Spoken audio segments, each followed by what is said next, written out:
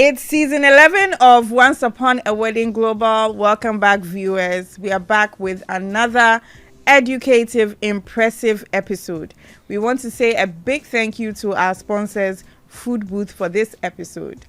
Now, guys, today's topic is very sensitive, but you are going to want to like, comment, share, subscribe, because we have all the tea. Somewhere in Ghana right now, a couple is planning a wedding. That's beautiful. They can't afford it, and they know it. Where are they going with that? What questions are they asking with finances, budgeting? I want to throw the question to you guys now. I'm giving you a scenario, okay? Imagine a couple with a combined income of 8,000 Ghana cedis, which means when they put their resources together at the end of the month, it is 8,000. And they are planning this lavish wedding, and they want the full works, live band, full catering, everything. Now, families have said that they would help, no problem. But the money is coming with some conditions attached. You understand what I mean? And even the couple themselves, they don't know where to start from. They don't know what they want. Now, if such a couple is to come to you, what are you going to tell them, and where are you going to start? I'm tempted to sing Miracle No Dey I feel 8,000 is small. So I will go with the family support. But if they feel like it's something that won't work for them, I'm not adverse against going to court and just signing and, doing what you have to do. Because 8,000 and looking at the bills in Accra, after marriage, what next? That will be something I'll be thinking about. Right. How about you? Indeed, miracle no dey touch. No, but I mean, let's be realistic. In today's Ghana, 8,000 cedis as a combined household income, it's not the most ideal.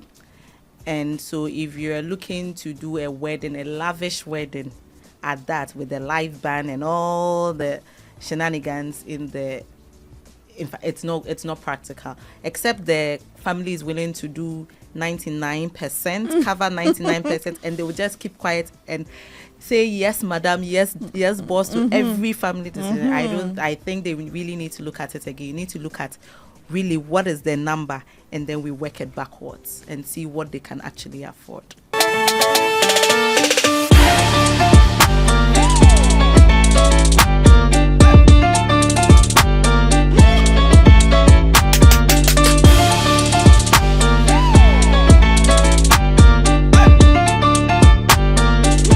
Today, I have the experts with me. I've got these lovely ladies from Investment Friend, and I'm going to let them introduce themselves. Hi, my name is Mimi Ananiapia, a co-founder with Investment Friend.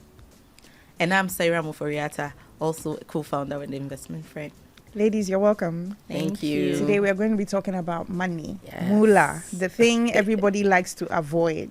Now, let me say, to take a loan for a wedding, do you think that is financially responsible or reckless? So a loan for a wedding is not something that just springs up. I mean, you meet this girl, you check each other out, and you're like, okay, let's get married. So it's not a surprise. So it's something that you should have planned for. If you have to take a loan, it means that you are living above your means. Now, I was just checking, the cost of wedding these days, and we are looking at about even 100K. It's very basic. So I'm just looking at, okay, you take a loan of 100,000 and you are paying this over 2 years because maybe you don't want to extend it too much. You're going to be paying, let's assume 15%, you're going to be paying 4,000, around 4,000 or 5,000 thereabout. Is this something you want to do? I mean, I've eaten your jollof, I'm in my house, and you are suffering for it for the next 2 years. Is it worth it? That's the question for me. I believe that if you're taking a loan, it should be to buy maybe an asset, something that would generate or would save you something in the future. So if you said, okay, you were taking a loan to buy land or start something for the family, then it will make sense. Even if it's painful, you can see that thing. Not remember, look at your picture. Oh, this lady ate my jollof. Yeah. Look at where I am now. Yeah. You know, but you Yeah. can see the building or whatever you've been able to put up, and you're encouraged to keep on going. So a loan for a wedding, no. No, for you, Mimi, Sarah. Yeah, I mean, I agree with Mimi. I was going to say that usually when it comes to loans, I mean, loans are not all loans are bad, right? There are good loans and then there are bad loans. And so a good loan, as Mimi said, is you are taking it to, sort of purchase an asset or something that returns something to you. So, example, you are you take a loan to buy to invest in a land, as Mimi said. It's for the family. It's going to return. Maybe you are a land banker, so you can sell it later, or you take a loan to start a business. It's going to pay you back. And so eventually, even that business could pay for the loans that you've taken. But if you take a loan to go and do a wedding, something that is not going to pay you, for people who may not even pray for you when they come, it's definitely ridiculous. It's not prudent at all. So cut your coat according to your size. I mean, if you cannot afford it, you cannot afford it. Don't go and take any money. It's a bad decision. You guys are shaking tables. I'm trying to put myself devil's advocate, right? And say that, but it's a once in a lifetime thing. Others might take loans maybe for a car. They might use it to do Uber, whatever. It might bring money back, like you're saying. But there's also the emotional and the sentimental aspect. Yeah. This is never going to happen for me again. So, I mean, with someone with that mentality, like, why not? This is like a once in a lifetime thing. So why not? Well, so the thing is, sometimes, I mean, I'm not a marriage counselor. Yes, I'm married. I've been going on 8 years. But marriage and wedding, two different things. The wedding is just the ceremony, the day, the few hours. It's not even a whole day. It's just a few hours. There is a lot of things happening after that after those few hours. I remember when I got married. I remember vividly when we were leaving the event in the car, like after the reception, we sat in the car. My husband and I looked at each other and said, Same. Same. Like the money is gone. Like that's our first comment to each other, because life is now about to happen. Exactly. So yes, you can make memories in your marriage that you enjoy a lifetime. If you don't have the fanciest of weddings, it doesn't mean that you're not going to enjoy your marriage. So that's what I have to say to that. Yeah, and who says it's once? I mean, you can have a wedding renewal at when you're 10. We were planning to do that, but it remained in our heads. Maybe we'll go for 20. But you can plan a very, bougie. Do it well, because now you have the money. Like, you are not trying too hard. So we are not against, enjoying yourself if you have the money, but at what expense? Basically, that's what we're saying. Yeah, I remember even for myself, my husband and I at night, we got to the hotel. And then we were just like, where's the gift box? Just wanted to empty everything on the bed and start counting. So, hey, how much did we get back? Yeah. They contribute, like, you're just thinking, we did all this, now what? Exactly. You know what I mean? I that reminds me of my own experience. I think my husband projected what he would expect. So we were also in a hurry to count, and we're like, and it didn't meet the target. Painful, very painful. Yes, it didn't meet it, because you feel like maybe you're inviting some kind of people. Some kind of crowd, some you'll be surprised. Aunties and uncles that will do you show. Hey, well done. Very good. So you guys have now expressed yourself on the loan aspect. Me, my own, I have a personal vendetta sometimes with these vendors. So apparently there is a wedding tax where if you go to a hairstylist or you go to a fashion designer, the price that you are given simply because you are a bride or you are a bridesmaid is different than on a normal day or a regular day or a makeup artist or whatever. It can be the same style kente. If I'm a wedding guest, the kente is X amount. But since I'm wearing the kente as a bride, the money is now Y amount. So what would you say about the wedding tax. I think, Sarah, I'm letting you go first. I mean, it's interesting, and it's actually very real. So I mean, I think, as we all know, weddings are full of emotions, and everybody wants to get a piece of the cake. I mean, why I don't even know why we do this to each other as human beings, but it's like once is a wedding or even a special occasion, everybody wants to get a piece of the cake. So because emotions are high, maybe timelines, you also didn't start planning early and all that.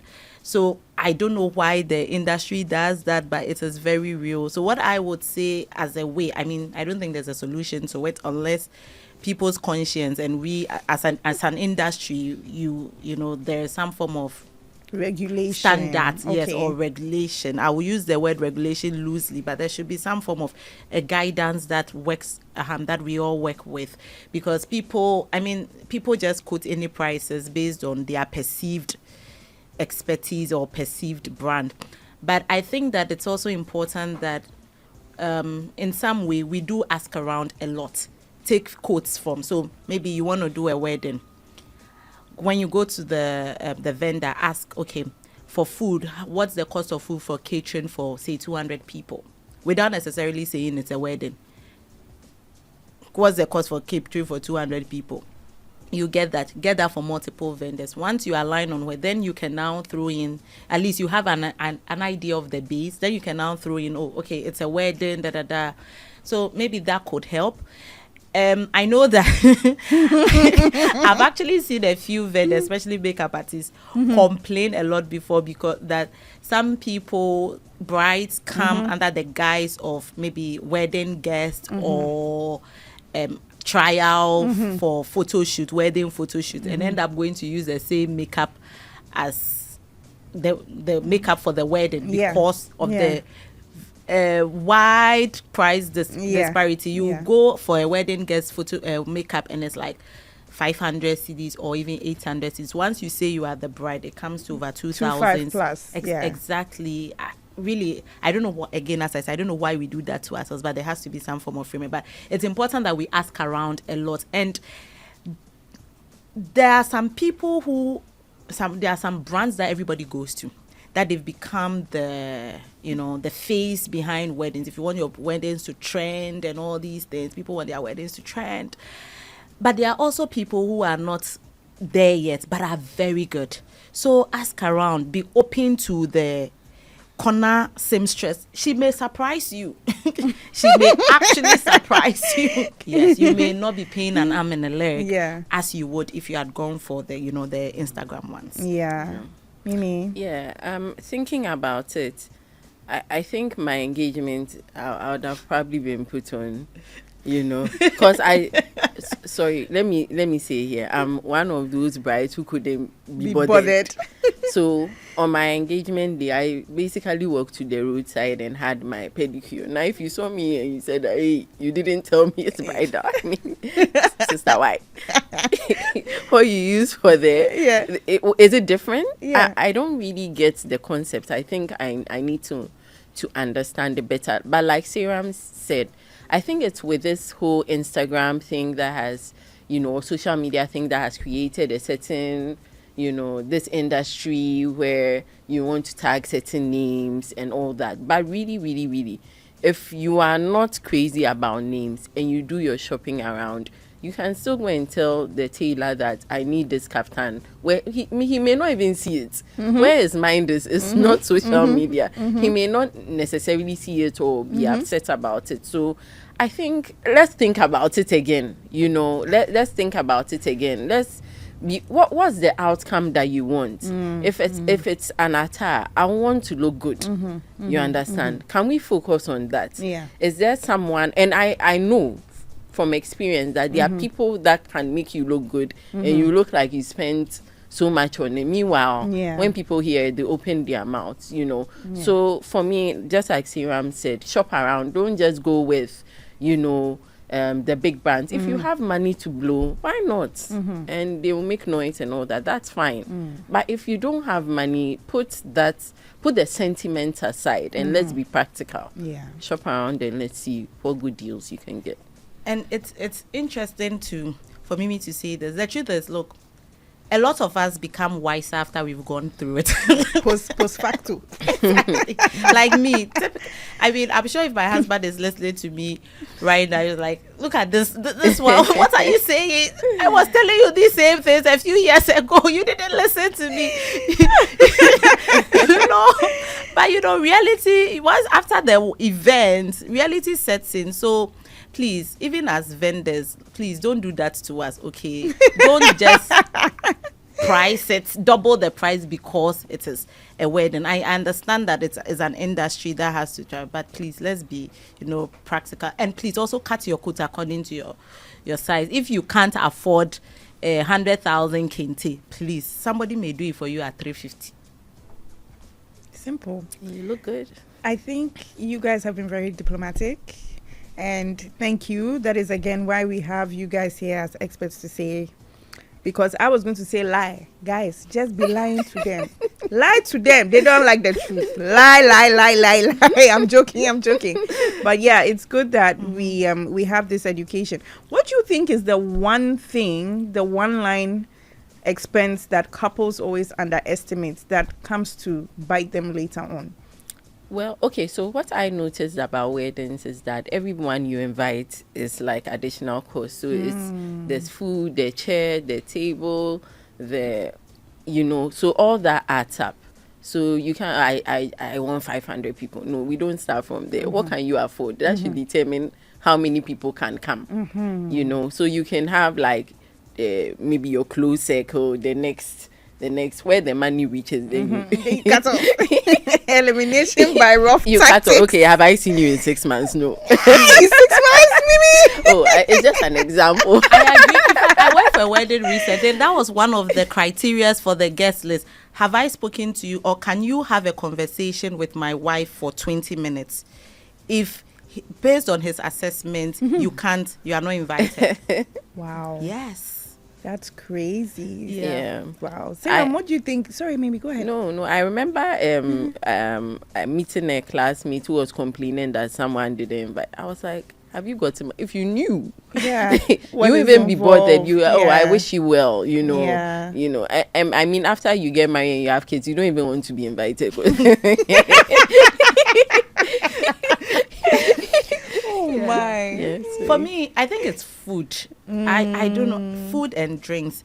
I think we do underestimate it a lot, because look, it's makes or break your event. I think it's one line item that we underestimate a lot, because people, as if you're not doing like a strictly by invitation thing, people often would come with. They may come with plus one, plus two, and sometimes you find the caterers for some reason. This one, please don't take me on. Yeah. But for some reason, they don't serve everything. They take, like, some of them. They don't get to. Maybe I'm talking about the old caterers, not the current ones. But they don't serve everything. So it's one of the things that people really underestimate. I'll use my wedding as an example. We had a budget. Did we? Yes, we had a budget. Even though we weren't above it, we had a budget, right? In fact, but we had a cap, and my husband and I, this is how much we can afford to give, right? We can afford. So the caterer, we had a caterer that we used. My mom ended up inviting extra people. My father ended up guess what they did? My mom, she arranged her own food. Like, I didn't have any. So, and I ended up finding out when I resumed work after I went back to work. People said, "Hey, Sarah, the pork was really nice." I was like, "Did I say pork? What pork are we talking about?" The yam. People are asking me for the vendor. I'm like, I don't know what I have no clue what you're talking about. Really? That was pork? you know? So my mom sort of saved it because we had, I mean, under budgeted for, for the food, but my mom stepped it. So I think it's one of the key items that, like, essential. There are other things that you can run, but food and drinks, food and drinks are integral. Like, I think we underestimate that a lot. I think I'm going to have to agree with you because when it comes to rentals, I mean, it doesn't inflate as much as a chair is a chair, so Yeah. it's going to be a chair. You can still get away with renting the chair 60 cedis a chair, but when it comes to food, you go to the market on Yeah. Monday, it's one It's price. one thing. You go to the market on Friday, it's a different price. So Yeah. I think I'm definitely going to have to agree with you. Yeah. Would you guys be able to give me probably a template of what weddings in Ghana can you say averagely should cost in 2026 these days? So that question is a very difficult question to answer, because I am of the view that weddings, average wedding, the price for it should be relative to your pocket. Okay. Right, and it should be, yes, it should be tied to your persona. If I say that average wedding should cost 200,000, and you, let's use our 8,000 couple, the couple and 8,000, that's will not work for them. The math is not mathing. That math will not math for them. So really, it's tied to, we can have, yes, I think I have a few numbers, and we can have a few averages here and there, but I think that it's really, everything is personal. Mimi and I are personal finance advocates, and so we keep saying that personal finance is personal because it's you. So what would work for me would be different from, do you remember the Siri 20, is it Siri 20? Yeah. What would work for me, I cannot compare it to that. You get it? I cannot compare it to that. And so we need to be, it has to be personal. So, I mean, these days, events, if you look at the venue, you are probably, you can get a venue from as low as 5,000 or, I mean, 5,000 to, some venues I hear cost up 60,000. Oh, even some more. Like, even venue could be up to 100,000. But if you do it in a church, right, you can have the reception, like your church hall, if it's available, you may end up not paying that much, right? So you can have that. And so where I did my wedding in 2018, it was 10,500. Today, that same venue is 20, is it between 15,000 to 20,000? Yes. Oh, I was very lucky. I was a lucky bride, because guess what? They had just renovated. They had just renovated the place. It used to be, you know, the Ghana Tourism Authority, just adjacent the Afrikiko. Yeah. Yes. Yeah. So at the time, the car park was what people were using for weddings. Before the back there was. Yes. So when it was renovated, so I made deposit payment for the car park. It was 1,500. That was the place, because I got married at Christ Second, and the hall was taken, so it was the closest place. And 2 weeks or so before, or a month, no, I think a few weeks before my wedding, that was when they were, because they were building the place. They had opened. You see how nice the place is. So they had just opened it, and they still said I should use the place. So they were no longer using the car park. That was now the, so 1,500 for that entire space. Wow. Yes, and today it's like 15,000 or more. Crazy. So I mean, these options, so if you are looking, food, you are looking averagely at, I mean, if you want, you know, starters, main, you know, desserts, even the main, it depends on the options. You are probably looking at a minimum, you know, they have different packages. The minimum, maybe 200 cedis per head. So you see, it's per head. So if, depending on the number of guests, if your guest is 500, it will give you a, so I think 200 cedis per head is an average. Because that's if your aunties are not doing it for you in the house. So that's it. And then also, then you are looking at drinks. Drinks, I mean, canned drinks, or so I mean that one or bottle drinks. Be careful. Be careful. No, so you have your local bars for those who want local bars. I mean, mixologists. These people, their cocktails are you are going to be probably paying around 100 cedis per, also around 100 cedis per head. So the budget there, it's makeup. I think I'll average like between 2,000, 2,000, or average like a 3,000 if you're looking at a mid, not high end, also like a mid end, around a 3,000 cedis. So I think these are some of the line items. Where are we coming to? Maybe I'll just quickly compute it and see where. Well, I get it.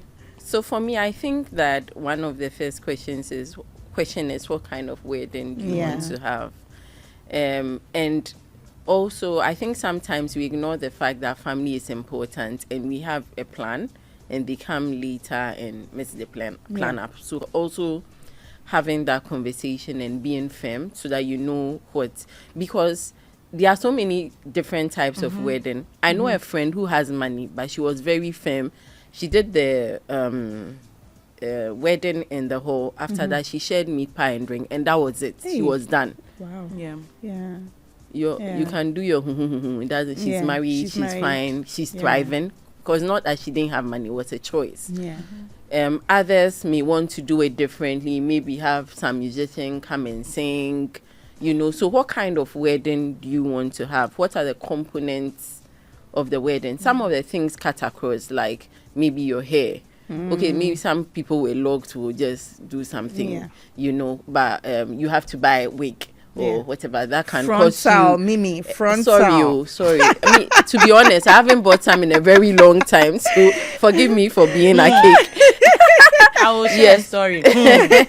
Yeah, so how much is that going to cost you? Like, because there's a wide spectrum. You can get something maybe 2,000, 3,000. Yes, even. Look at the way Sarah is looking at For you. a wig. No, I just remember the short one. The bob. Even with that. The bob. Okay, I know someone who sells it bounces, so I guess it's good. Yeah. Okay, so you are going to do your hair, you are going to do makeup. For my engagement, I did my own makeup. It wasn't anything good. I just didn't want to pay. But for the wedding, I actually went with one of the top people at the time. It was 450. Okay. At the time, this was about 12 years ago. Okay. Yeah. So for the for the gown, I mean, you can go so far, but to be honest, forgive me, I'm a cheap bride. I got someone from the UK who ordered from China. So it came in a DHL pack, which I sat in public transport. Like, there was no say yes to the bride. Simple. Say yes to the dress. Hey, say yes to the dress. I Simple. sat in the car and took it. It was in my hand, the DHL package. That's all. It cost me 800 cedis at the time, which my mom paid for. I got married a bit young, so I didn't have money. So even the venue, we would have been okay with what do you call it? Just doing the barest minimum, but we were both firstborns, and our parents, feel like no. Yeah. I mean, felt like no, whatever. So the venue was paid for, food paid for. Some of the venues, especially if you're doing in a hotel, I did mine at Physicians and Surgeons. Okay. At That's the bottom a nice there, building. and Yeah. at the time they were providing food. Okay. So I think we didn't pay for the venue. I think we paid for my husband did something with them, so we just paid for food per person. Okay. So Okay. we were able to manage with that. that. With decor, friends did the decor. And that's fine too. And it was fine. I had a friend in the office be my DJ. I had so that came at no cost. Yeah. I had an MC. So you see, You should find ways to cut you can costs. find ways Yes. to cut the cost. Yeah. That's why I'm saying that let's not go with the trends. What kind of wedding do you can you want? Are there any freebies that are there any people, is there anyone that can do something for you? Because sometimes you see people, like I said, we had this wedding, say, hey, wow, these people, we didn't pay anything for it. So are there people you can use to cut out certain costs? I did my wedding at East Legon. Like I just moved from my office, worked there. I saw I entered the place and said, can you do my cake for me? They did it. I think that cost 600 Ghana cedis at the time. So I'm saying that look for what you can afford and scout around and get what works within it. Because even though we say maybe the base is 100,000, if you want to spend 50, you can spend. you can spend 50, and it may not necessarily look cheap. Yeah. You see, not spending much doesn't mean it's cheap. Yeah. You can have something that is very intimate. Yeah. After that, maybe you share something at very nice park. Maybe in the evening you invite your friends over, and you have. Do you get it? Like it can be creative, different. It doesn't need to be like what everybody is doing, and it will still be bougie and nice. Yes. I think I agree. I mean, if I had to do it again, I keep saying if I had to get married, I mean, go back 8 years ago, and then got married, I probably would have just walked into the priest office and then have him bless us there, honestly, because as I said, we become wise after the fact. After the fact, because you realize that, look, a lot of the shenanigans were really not worth it. But I mean, we do have good memories. I mean, we recently watched have a video. I recently watched my wedding video. Yes. Recently watched the wedding video. It was nice. We actually enjoyed seeing what we did. So yes, it's important. But as if you cannot create it now, we didn't break the bank to do what we did. If you cannot create it now, I mean, do what you can afford. And then at a later date, when you want, you can always renew your vows. You can go to your Maldives. That if you want, that's where you want to go to. Please, I'll make sure my husband watches this video so that he can hear this. I just wanted to add that I think you should know who you are and your non-negotiables. Yeah. So, I mean, with the video bits, the money was finished, to be honest. But even with the pictures that we have, we really, she said, I mean, they've sat down to look. I don't think it has even crossed our mind that let's sit down and, you know. Mimi really can't be bothered. Yeah, so I think it depends on who you, if you think pictures, you love pictures, maybe you want to spend a bit more on that side while you cut down on other sides. If maybe it's some people, maybe it's their look, so I will spend everything on how I look and the rest, you know. So also prioritizing what is important to you based on you as a couple rather than letting society determine what that is. True. I think I saw a statistic somewhere. It's looking like average these days is 600,000. 600 to 650,000. Please, yes, how do you because say it in old cities? Wait, no, I'm not. No, that's not how do you say it? When you say 600,000, you cannot really relate. You can't really relate to it. But because I recently saw an invoice. I mean, because I'm in the industry and all that. Cocktails is about 40,000. Decor is about 180,000. 200. Plus the food or food, no. As in the food, decor, like you said, is about 200 a head, and that is even if maybe you have some simple dishes, maybe wache, fried rice, jollof, grilled fish, fried chicken. That's it. It's looking like an average of 600,000 these days. I'm not kidding. I can't wait for the episode. Let's circle back, look in the comments, and guys, please feel free to comment. We would love your interaction. Tell us, on average, cost of weddings these days. You guys would be very surprised to know. And it's interesting that, I mean, Mimi and I, as our name, investment friends. So you can't do a wedding, spend 600,000, and you don't have an emergency fund. Like, emergency fund is basic. You that's have 600,000. So my point is, if you have you don't have an excuse. No, it depends on the context. It depends on the.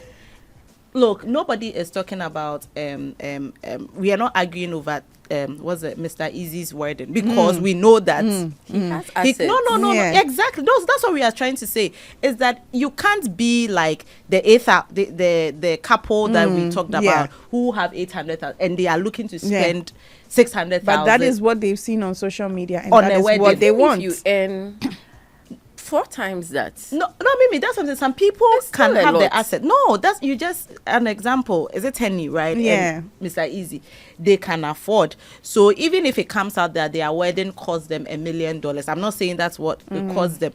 I don't think I would necessarily blink an eye, because at least reading about what they do, what they have, the assets that they have, the businesses that they have, that's complete. I will not judge. But if it's me, Mimi, you hear that me, Sarah, I'm in my current state, I'll even slap you. No, but for middle earning you see, that's couples the in issue. Ghana, it looks like that's what it is. How much are we earning averagely? So maybe let's say these couples are earning anything between a combined income of, let's say 15,000 to 30,000. 15,000 To to 30,000. 30,000. You have you know what 600,000 can do for you. No, honestly speaking, I feel like sometimes, to be honest, after marriage I personally feel like after marriage is difficult, especially when you start having kids, the bills. If you want to have a certain kind of life, rent these days abnormal, unless of course maybe mommy and daddy sorted you out. What do you call it? Nepo baby? Yes, yes, that kind. Mommy and daddy sorted you out. But let's say ejaba. That I mean, maybe hold on that, because I want to ask you guys then, what is a good amount for contingency, like to put away? Okay. Maybe a month, a year. What would you advise? Is it like a good contingency plan that, guys, you should try to put away maybe this amount of money? So a contingency budget, we are looking at if things don't go, something does not go well, something to cushion. I would say maybe let me give you Life. two scenarios. Maybe a contingency for the wedding and a contingency for life. Okay. What they can use it for. Okay. What normally happens. Okay, great. So when it comes to life, we'll name that contingency budget an emergency fund. Okay, and normally financial planners will say that have 3 to 6 months of your living expenses. So as a couple, maybe you can ask other couples around how much you spend like monthly. You can even ask those with kids. Maybe you are thinking about having to ask them, okay, this is how much we're looking at. Okay, so you plan that you're putting what do you call it? You can decide to use what you actually use already, or if you want to factor that in, you can also decide to use that based on your research. You can do 3 to 6 months of that living expense on as your emergency fund. However, it depends on your situation, like everything. So if you're working in maybe public sector where you do something and they don't sack you, they actually send you somewhere else, job security is very high. And for that reason, you can say that a 3-month emergency fund may be fine. Maybe your wife works, husband works, the jobs are okay. It's 3 to 6 months should be fine.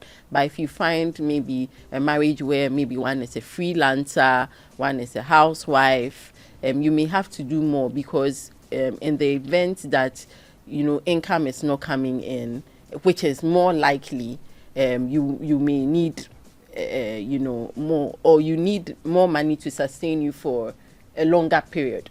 So maybe if you're a freelancer, you're looking at like a 12-month emergency fund. At least it gives you the peace of mind to look for something and sustain yourself while you're figuring things out. So that.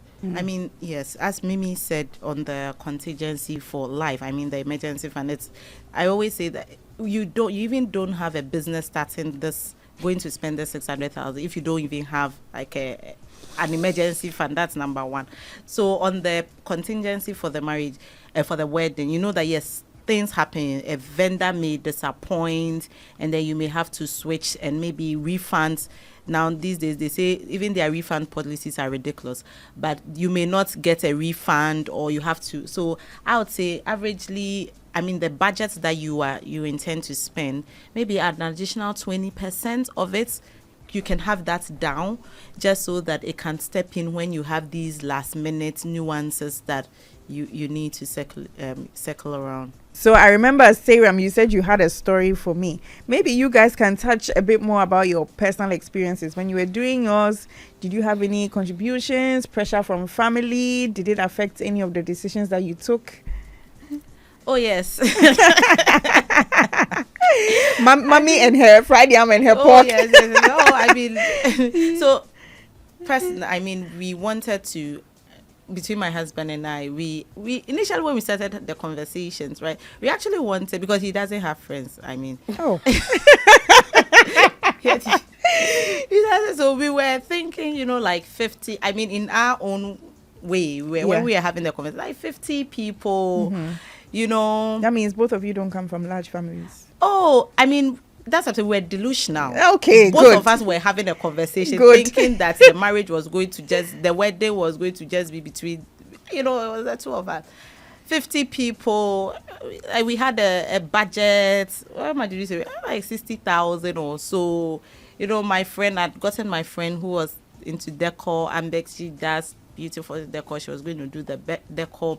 I mean, the things that I had, things that I was spending money on, like in fact, in 2018, 2018, I used a full lace wig. It was $500. Wow. I remember very well. Wow. I bought it. In fact, my dad paid for it Wow. without knowing he had paid for it. Please, I hope he doesn't watch this video. Because no, there are things that I wasn't going to compromise on, like my gown, my hair, my makeup. Like, I mean, I needed to look good. So that one there, yes. And I, to the glory of God, I didn't break a bank to get those things. And as I said, my dad paid for it without knowing that he spent $500 on hair. I still have the wig, by the way. Yes. 8-9 years later, yes, you do. I still have the wig, Wow. by the way. Yes. So I mean, we wanted to do 15. Now, when we started having the conversations, here is somebody who my dad hadn't been to Ghana in a long time. This man also had his own plans. He actually bussed people from my hometown. People I haven't spoken to, I don't know. Wow. And my husband's family too, his mom has a lot of people. Yeah. So, I mean, a wedding that when we started conversations when we were talking about 15. Yeah. Let me just say that we did a setup for 400 people. What? And whilst I was sitting there, I saw that they were bringing extra chairs because they. That's times 8 of what you initially. That's times 8, Sarah, of what you initially projected. Goodness. That's my husband, times 8. My husband said, Sarah. No, he says, don't be angry. The most important thing is that you and I will get a chair to sit down that day. I remember it went so I was like, why are you fretting? The two of us will get a chair to sit on. The two of us will get food to eat. Everybody else can sort themselves out. Simple. So period. So because they knew, I mean, there were funds contributions from both families. I mentioned that my mom also brought in extra food. Like, she made provision for her people, right? My dad also, I mean, I didn't want to hear it. I don't want to hear it. So they arranged, they made sure that they sorted their people out. My in-laws also supported significantly. So between us, I mean, we started with a budget of 60,000, right? We ended up doing about 160. We actually did about 100,000 more. This was in 2018. Wow. At that time, we didn't even have money. We didn't have emergency fund. Wow. That's but crazy. you know, pressure, and as I said, we all become wiser after we have learned. So we all become wiser after we've experienced it. So that was our story. That is why I can tell you that. Don't do it. I think, Mimi, my experience was probably similar to yours. Oh, I got married a little bit young, so again, I didn't have money. Yes. Who was forcing me? Who was sending me? And at the time that we did the wedding, let me emphasize, because you guys made a very good point. Marriage and wedding is two different things. Going to sign and then doing a wedding, two different things. So at the time that we did the wedding, that was 2017. And, you know, some of my aunties helped out with, like, the lace, the gele, the little, you know, those little pebble chocolates that they give out. Yes, an uncle of mine helped out with the catering. The lady that was even catering in his office was the one that did it. So even such a person, you won't get her to tag her on Instagram. You know, my dad said, okay, he would help out with the decor. You know what, guys? Actually, I think I have the figures still here. Ditto. Wow. From 2017. And let me call out some of them and see if it's still realistic for you guys now in 2026. So at the time, we had 350 guests because we both come from a large family. So the decor at that time even was about 22,000. Yeah. Now, guys, That you was guys at home realistic. watching, can you get decor today for 22,000? No. You know, the food cost about 14,000. Yeah. Yeah. 14,000 then. So if we're even doing 14,000 divided by 350 people, That was at the time 40 CDs. Yeah, I think it was A head. around the time. Yeah. I think we also did around 60 CDs per head. Yeah.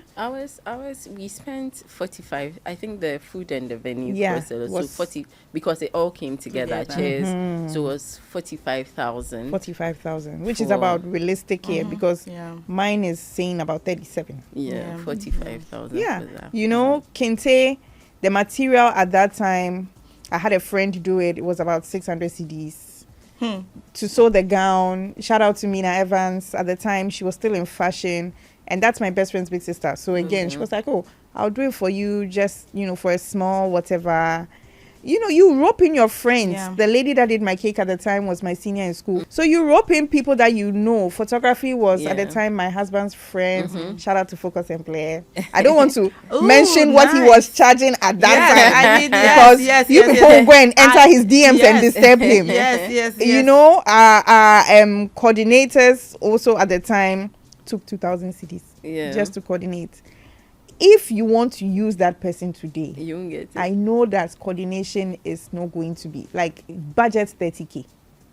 Yes. What's coordination again? So like planning, Yeah. they come and make sure everything is Managing going on everything. well, on time. That's different from the events and the decor person. Yeah. Yes, that's different from the decor Oh, person. wow. Yes, that is different from the decor person. Cocktails at the time, mobile bar was 8,500. You had a very nice wedding. Yeah, sounds And everyone, wedding planners was white chalk at the time, guys. Now imagine using Yeah, white white chalk chalk. today. How much did you expensive. pay? Brian will kill me. And all of them like sort of had a relationship with us in a way. So they were like, oh, we'll do it for you. Maybe we won't charge full price, or we'll do Yeah, it like this or this. But even then, I'm not to say we didn't pay. We But it mostly wasn't did as pay. much. Yeah. But maybe 80%, 90%, even we Yeah. paid the bulk. And I think approximately we spent about 80,000 CDs for the whole wedding. Yeah, Nice. What? 80,000 CDs. I'm not joking. This is 9, 10 years ago. 80,000. And I think the smart thing my husband and I did is we started putting down deposits Yeah.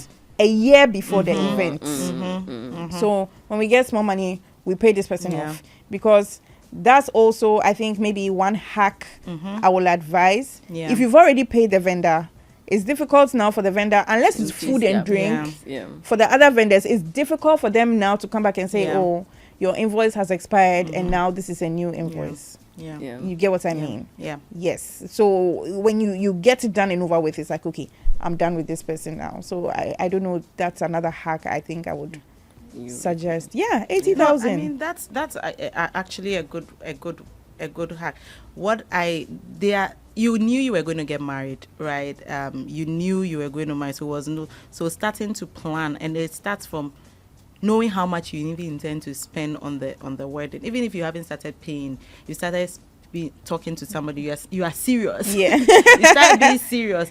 You know that you're going to start getting married. Yeah. You will get married. I mean, nothing stops you to start putting money aside every month. You can recall that technically like a sinking fund. So you can create your wedding sinking fund, and then every month you are putting money aside, or some bonus comes here or some gift comes to you. You can just so that it helps you, so you are not surprised at or even when you are making the payment, you are not sweating it because it's a predictable expense. So that was very, very smart of you. Yeah.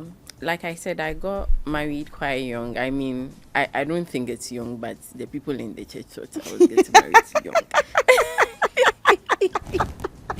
Anyway, I had just gotten a job 6 months after my husband, who has a lot of faith, says we should settle down.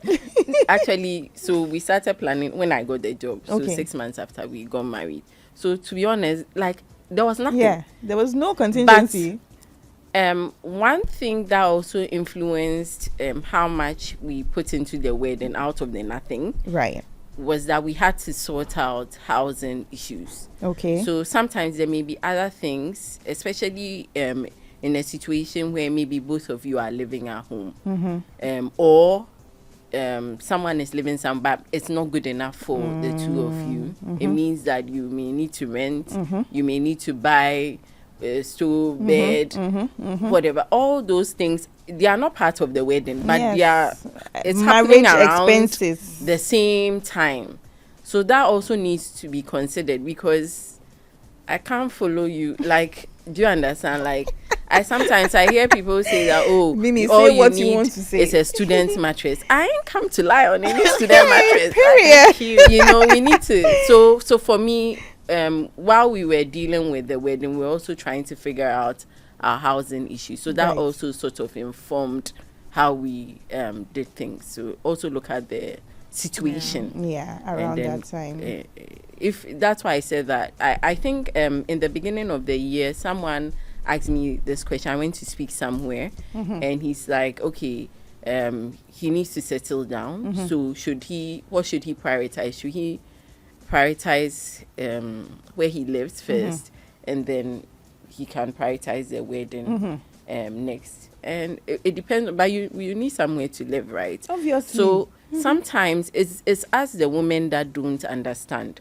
So if you speak to your partner and she says, oh, as long as you find a place, I don't mind even maybe going to sign and doing something very basic, and next year maybe we'll be in a better place, we can have like a wedding party or something, you can go ahead. But if that's not the case, sort out the basics first, because those things I'll come and lie on the mattress. Do you think I'll be a happy wife? No. Like, do you get it? Like, sort that thing first. Sort some of those things out first. True. So have you guys ever seen a couple that have started marriage like in debt from the start? What would you advise? I think I read one. I was like, wow. I mean, there's someone that the woman was giving him a lot of pressure. So he had cleared his provident fund, taking loans, and it didn't end there. After the wedding, she was still giving, because you've created a certain impression that sugar daddy, like, just cough out. You know, you've created a certain and that's the thing. I also realized that weddings also bring out something, like, there's a lot of tension, so it's also a very good time to see is this person's character. So the guy goes out of his way, and now he's in a very like uncomfortable situation. So I was quite amazed at the extent to which he had to go to, have this very lavish wedding, and after the wedding, not even the wedding does not match the lifestyle after. You understand? Not to say there's anything wrong with living in a chamber and hall, but you go and have like a wedding at Kempinski, and you are living in a chamber, like it's not. Doesn't relate. It's not correlating. It's not. But Sarah, now that they are already in it, what can you advise them to do? Now they've already started. They are in debt from day one. What is the next way forward? I mean, first of all, acceptance that this is where we are. No, because you still have people in debt. I mean, a couple, maybe one of the partners, let's assume is usually the men who, or even both, they've both taken out some debt to do this wedding. Maybe even the woman did some things on credit. Right, hasn't been, but both of them, there's no lack of awareness. They haven't communicated it, so, or you are still hiding things from your partner. You are paying something, and you are so that we have to come to that place of acceptance. Disclose, this is where we are, right? Then you now have a plan to settle it. And so what I'll say is that you need to prioritize really paying out, especially the ones that are very expensive. If you took a loan that was at 30%. And you are still paying it, I mean, it's something that you need to clear very, very quickly. You need to prioritize clearing the debt as quickly as you can. And then it means that some luxuries that you may be enjoying, you need to relook at your budget again. Does this fit like the lifestyle? Instead of us going out every other week, the money that we used to go out, let's use it to clear this debt. So you need to really list out all the things that you owe, all the things that you owe, and then you now have a plan to start clearing it. Because it sounds very not simple, but people don't tell the truth when it comes to they don't like, and especially you've just gotten married, you are still in that honeymoon phase. Oh, shame, pray, like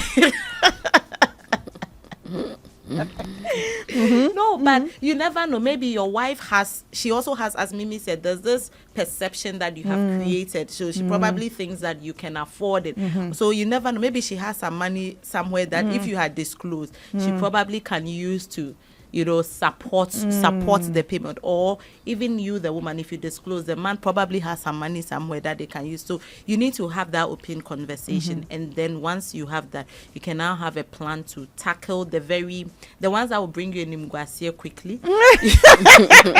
You tackle those ones too quickly. And then also the ones that are very, very expensive to repay. Because if you work in a financial institution and they, first of all, we said don't take loan to do it, but you took the loan and the loan was like 5% or 2%. You may take your time in paying that than a loan that you took that is around 30%. So what I would say is that you took a loan for the wedding and you figured out that it was a bad decision. You've come to terms with it. Forgive yourself. But it also clearly shows that you need to build a solid foundation. Because guess what? Naming is going to come. And naming is also becoming a thing of now the attires and the whatever. So there are other things going to come that would get you to spend more. So you guys need to have those hard conversations. I was just talking to someone recently and he was talking about, sometimes women, we come in, we expect that we won't spend anything, and I was like, you just need to have that tough, hard conversation with your wife. This is the reality of the situation. Yeah. This is how much I have. Maybe you see me in a certain, this is what it is. And if I'm not doing well, we are both not doing well because now we are a unit. So how do we sit down now and create a better foundation? So we've spoken about having the emergency funds. You both sitting down, what are your goals? Maybe we want to have kids immediately. We want the kids to go to this kind of school. How much is it going to cost us? Can we start putting money down? If you have debt, then probably what you got from the wedding has to go towards paying off the debt. But if you didn't, then this becomes some good seed money to put in some of these goals that you have set for yourself. You realize that after a while, you'll be struggling like other couples. First of all, you guys know where you're going. So there's certain pressure, especially if you do it with your spouse. You see that there's a new car, but we agree that we are going to build a house. Like, that's our priority. So close your eyes to those things. You understand? We said we want our children to go. We all have sat down. The issue is that we don't have those hard conversations because sometimes we don't want to, like, for example, in my situation, my husband, forgive me, is a spender, okay, and I am a saver. So if we are going to have that conversation, there's going to be like a lot of friction, but it is necessary. If you avoid it, it doesn't leave. It comes back later. Yeah, so after you've paid the debt, well done. It means you have the capacity to build something, a foundation. Where do we start from? And if you don't even know where to, guess what? Sarah and I are there. You can always hit us up. Let me not talk too much. We are there. You can watch our content, hit us up to just know where do we even start from, because it really makes a difference if you have a good foundation. The kids will get sick, something will happen. And guess what? You have an emergency fund. You don't flame. My father-in-law said he had an insurance, so when his mom passed away, while everybody was running helter-skelter, he just went, collected the money and paid. What are the things that you can put in place to make your life comfortable? So you can have, it even makes the marriage sweet. When money enter, love is sweeter. My counselor told me that 3 things that matter: sex, communication, and finances. If you don't manage these 3, you get it. So the financial part is, how do we position ourselves so that we are comfortable? No, I mean, spot on with me. I mean, I agree with everything that Mimi said. Just to add, she said something about using the wedding, the gifts that you got, as seed money. And then she mentioned the naming bit. That's for those who are looking to have kids. If the kids come and you receive money for naming, during the naming, it's not for you, please. I just want to throw in. It's not. What do you mean? It's not for you. Elaborate. It's for the children. You've sinned. It's for the children. Use that as the seed money into their investments. Right? Use that again. It boils down to the plan. If you all have a plan, you have a vision where you want the family to go, the type of school. Now the schools too. Hey, they are not cheap. Admission $1,000, $2,000. Exactly. It's not cheap. So these are when these money, once you have the plan, even if when somebody comes to dash you money, you have a sense of where the money is going. You can spend some, but you have, even when you may end up even feeling guilty, like I could have used it to achieve this particular goal. So when, especially the naming one, when the money comes, please use it as seed for your kids' investment accounts. And we are not saying don't enjoy. You have enjoyment money. Yeah. So if you think that it's Kumasi you can go to now, go to the Kumasi and go and blues. It also helps the marriage. Yeah. So be intentional about like money you spend because I've realized that when you work and you don't spend anything, or your spouse becomes like it's irritating. Yeah. Like, why Exactly. am I working just to pay bills? Yeah. Yes, Exactly. so Enjoy. I mean, my husband. This is for you, Peter. This is for you. Sarah is killing me. What's his name? Peter. Yes, please. This is Peter, for please. you. We need to block you from watching this Thank you. episode. Yes. No comment. I didn't say anything else. Guys, it's been such an enjoyable discussion. Thank you so much for coming. But in summary, one advice I want you to give couples. Maybe let me start with you, Sarah. The most dangerous thing a couple... Will you finish this sentence for me? The most dangerous thing a couple can believe is that their wedding budget is... The most dangerous thing a couple can believe is that their wedding budget should reflect other people or should reflect trends and not their personal lives. Yes, I think that's dangerous. Mimi, finish for me. The most dangerous thing a couple can believe about their wedding budget is... It's just one person. Explain. Every person comes with a cost. Okay. So, having so many people... So if they say, it's just a +1, it doesn't matter. Yes. And roping the family in so that you have a clearer picture and what they can also contribute to avoid the shock of the bus coming in. I would say the most dangerous thing a couple can believe is that the budget is fixed. It can go up, but it can also go down. Okay. So let's remember that it can also go down. Yeah, but I want you guys to please throw, just very briefly, a little more light on why you are here and what you do as Investment Friend and how future couples can benefit from what you offer. Okay, so Investment Friend is a financial literacy platform. Basically, what we are trying to do is to help people with the knowledge, the skills, the habits, the attitudes to make good, well-informed financial decisions so that they can have good lives. So that's what it's about. So we talk about different things. You see a bit of content on, kids, how to plan towards that. Sometimes you see marriage-related stuff or general stuff you can also apply to some of these areas. We have our social media pages, Instagram, TikTok, Facebook, LinkedIn as well. And then we have WhatsApp communities as well. That's where we do the real work. So, you can decide to just go to our page, just doom scroll. You are allowed just this once. Just doom scroll, look at the content. I think it's a good way. We've done a lot of work over the past few years and we'll do a lot more. But it's a good place to start from. And then if you want to go deeper, you can reach out to us. We'll let you know how. Yeah, I mean, you've touched it. Just to add that we also do facilitate a number of classes. We have classes teaching people about investment options that are out there, investing in the stock market, both locally and then globally. So as Mimi said, just go onto our page, visit the links in the bio. There are a good number of stuff there that would definitely be beneficial to you as you navigate your personal finances. Yeah, you can invest your 600,000. Sorry. Yes, you can put that 600,000. That 600,000 is going to give me It's really bothering Mimi. It's really haunting her. Well, you've heard it all, guys. It's not late, even if you're a 2026 bride and groom.